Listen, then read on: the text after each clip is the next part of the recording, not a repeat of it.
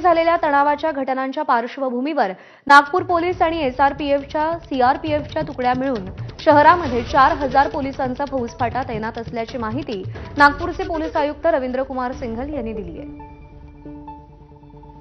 ईद मिलाद व गणेश विसर्जनाच्या पार्श्वभूमीवर नागपूरमध्ये कडेकोट बंदोबस्त लावण्यात आलेला आहे। जे संवेदनशील भाग आपण बघू शकतो की कशा प्रकारे पोलिसांचा चोख बंदोबस्त पाहायला मिळत आहे। आज ईद मिलाद आहे, त्यामुळे एक मुस्लिम बांधवांकडून जुलूसाचं आयोजन देखील करण्यात आलेलं आहे। त्या पार्श्वभूमीवर देखील पोलिसांचा हा बंदोबस्त वाढल्याचं आपल्याला पाहायला मिळत आहे। जवळपास 4000 पोलीस संपूर्ण नागपूर शहरामध्ये या भागामध्ये आहे। आपल्यासोबत नागपूरचे पोलीस आयुक्त रवींद्र कुमार सिंघल सर आहे।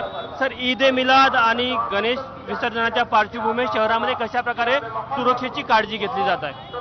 आम्ही जे रूट आहे तो एक महत्त्वपूर्ण असतो, त्या रूटवर आपण बंदोबस्त सगळं लावलेलं आहे, आखणी व्यवस्थितपणे केलेली आहे। आमचे सगळे अधिकारी आणि सगळे अंमलदार रोडवर आहे आणि जिथे जिथे गरज आहे ते पॉईंट्सवर आम्ही ते व्हॉलंटियर्स पण ज्यांचे आहे दोन्ही समाजाचे, आणि आज आता कारण दोन्ही फेस्टिवल्स सोबत आलेले आहे म्हणून आपण काळजी घेतलेली आहे। त्यामुळे कोणताही अनुचित प्रकार घडणार नाही याची पूर्ण खबरदारी नागपूर पोलिसांकडून घेतली जात आहे। कॅमेरामॅन अतुल रेड्डीसह तुषार कोहळे, एबीपी माझा, नागपूर।